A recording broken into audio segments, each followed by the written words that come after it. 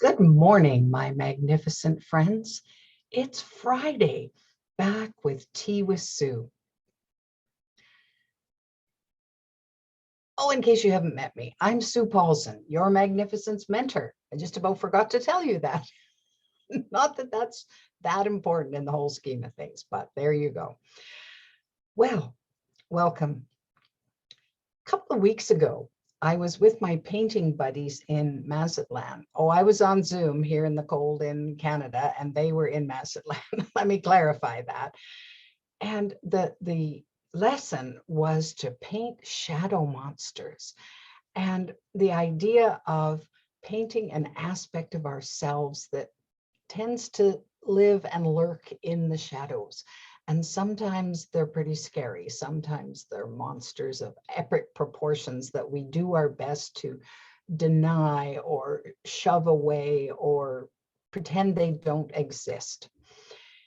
So we painted our shadow monsters. And I have to say, I was quite bemused by the look of her, because I guess I was imagining, when I think of a monster, I was imagining this really grotesque, ugly, horrible, scary looking creature that might be lurking inside of me. Instead, she looked quite different. So here's my shadow monster. So here she is. She looks quite different, doesn't she? Well, you see the horns and you see the wide eyes and this kind of quirky expression on her face. Well, she was a very young aspect. She is a very young aspect of me. You can see that she delighted in hearts and rainbows and stars and butterflies, but she has grown some horns. So I wondered about that, and I've thought quite a lot about her. In fact, I pasted her up on my wall beside my bed, and every day I get to look at her and think about her a little bit more. So here's what's so interesting about the shadow monsters is that they're aspects of ourselves, right? They're a part of us, and they're always a part of us, I think.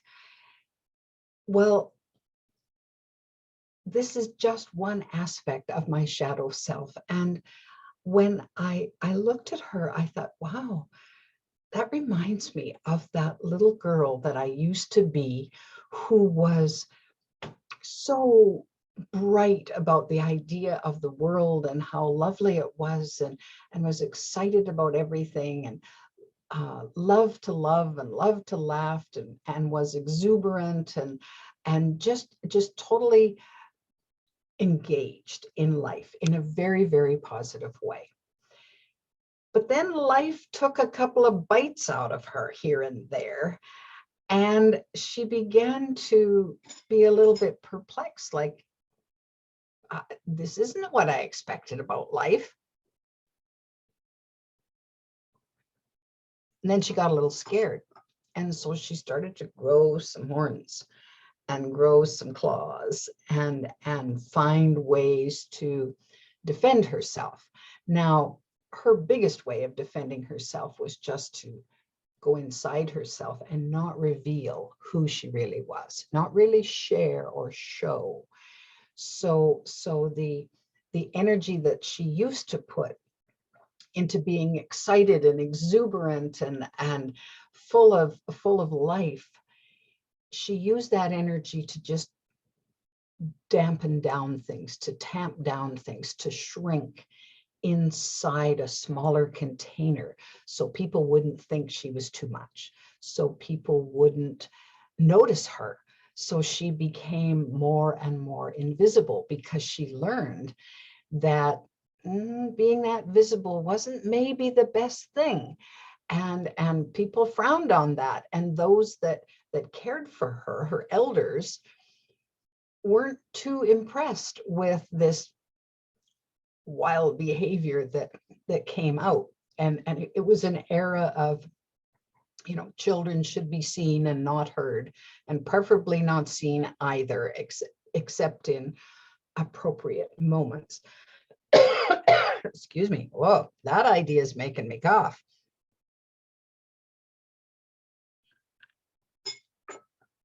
So it's interesting that there was a point in time when I felt that functioning in the world happened best if I kept myself small and invisible unless I felt it was safe. Well, over the years, I've learned a whole lot of stuff, and I've learned that, first of all, it didn't really serve me. It served for a while as I was needing to survive until I could grow to be more my own person and making my own decisions and so on. But by then, the pattern was pretty well set. And I learned to suppress or deny pretty well all of my emotions. And I guess secondarily, particularly the ones I consider to be ugly. So I suppressed my anger. I suppressed my fears as much as I could. And I just totally ignored that was a part of me. But isn't it interesting when we suppress the parts of ourselves that we think are inappropriate, or we don't like them, or we're scared of them, that we start seeing them in other people. Other people cross our paths that mirror for us the very things that we're uncomfortable with. All right. So maybe you come across someone who just vents their anger, and you go, whoa, whoa, whoa, that's pretty scary. Well, I don't have that level of anger. Well, okay, maybe you don't express that level of anger, but it's there. It's there. You wouldn't recognize it if you didn't have that in you too.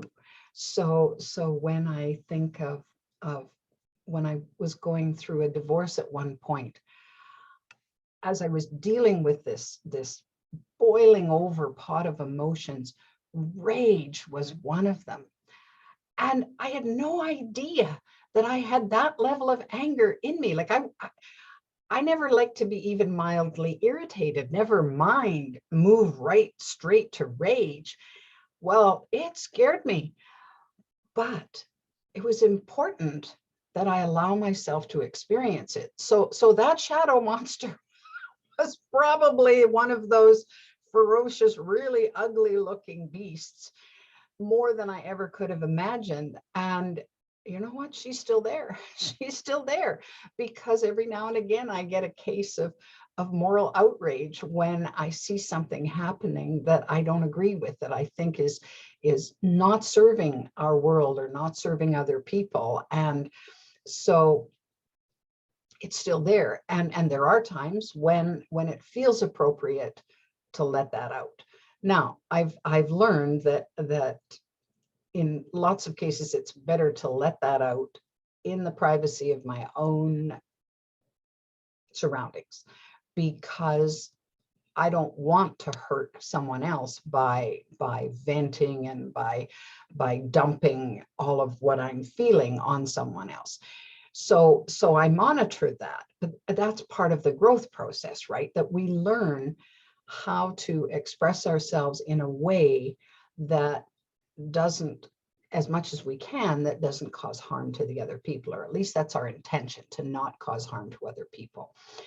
So this whole idea of shadow monsters is quite intriguing to me, and you can read. There's lots of sociological books and I'm sure psychological books on the shadow self. I've read a couple of them. I can remember reading Women Who Run with Wolves. That was quite fascinating, looking at archetypes, and so there's a variety of people that have weighed in on this discussion. What I found so fascinating for me is in acknowledging that I have that shadow in me. Well, why is the shadow there? Why isn't it out in the light? What happens if we show that shadow some light? If we shine the light on what it is that's really going on with that shadow self? Well, it's a huge opportunity for healing. It's a huge opportunity for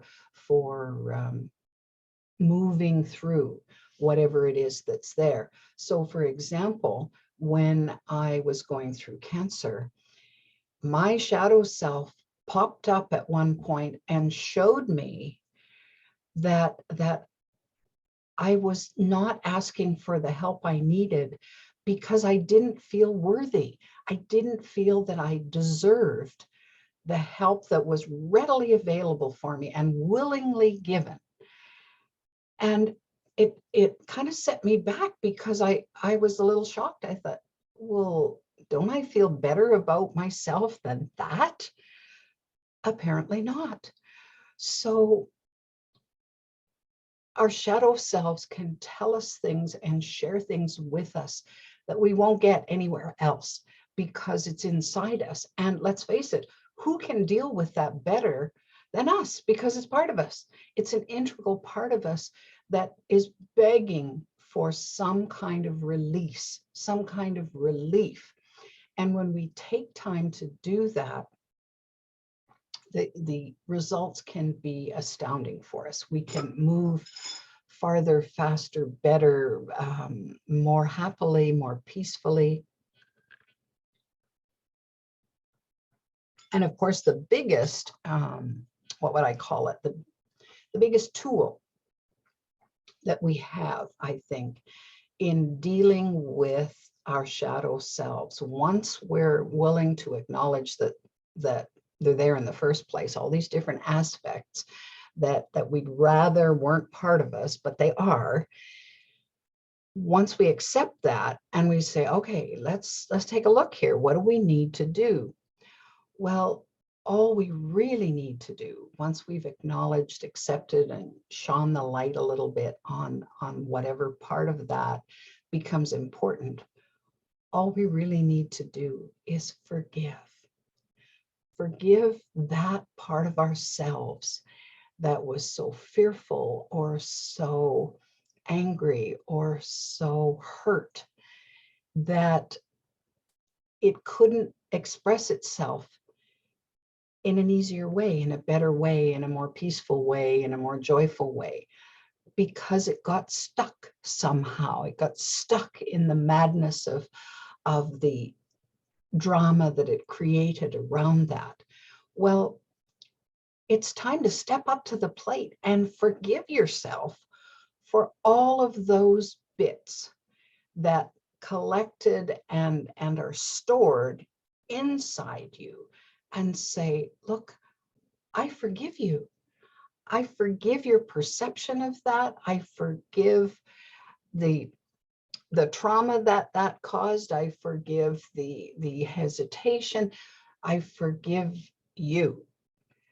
Whatever that means for you, forgiveness is that amazing release that says, it's okay. I can let this go now. I don't need to hold on to this anymore. Now, the process of forgiveness can be an ongoing one. And when we track back to, well, why did this happen? And we look at the sequence and all the pieces that came into play, then it's kind of a fascinating look. And then you realize that ultimately there's nothing to forgive, that you did what you did out of whatever the rationale or reasoning was at the time. You did the best you could.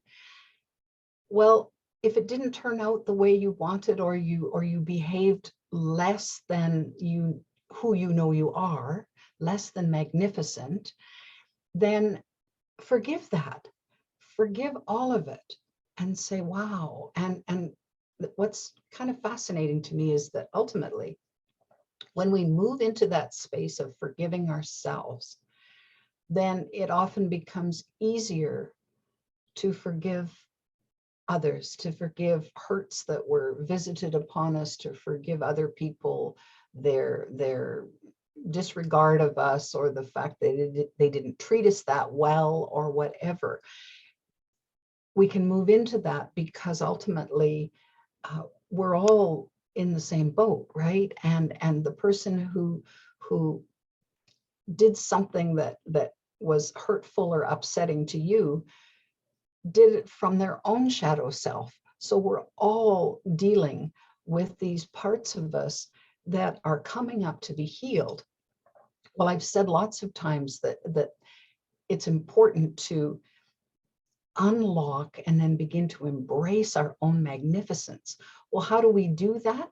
By letting some of these shadows out and dealing with whatever you find and say, okay, I can deal with this. I can work with this. I can honor my shadow self for the lessons that he or she has brought me, and then let it be. I can forgive myself for all of that because I'm worthy of more than what I've been giving myself. I don't need to trap myself in this prison of my own making because I'm resistant to, oh no, I don't want to let those shadows out because, that way there be dragons. So, you can do this because you're that magnificent.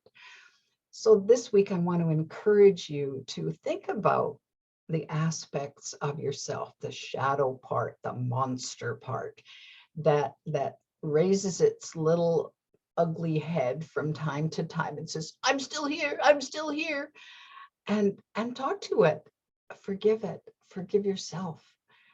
And I think you'll come to a peace that maybe you didn't have before. That's it for today. Enjoy your weekend. We'll see you next week. And if you're enjoying Tea with Sue, you can subscribe to my channel. You can also download my app, The Magnificence Mentor, which is a free download. There's lots more Tea with Sue on there. We'll look forward to reconnecting. Bye for now.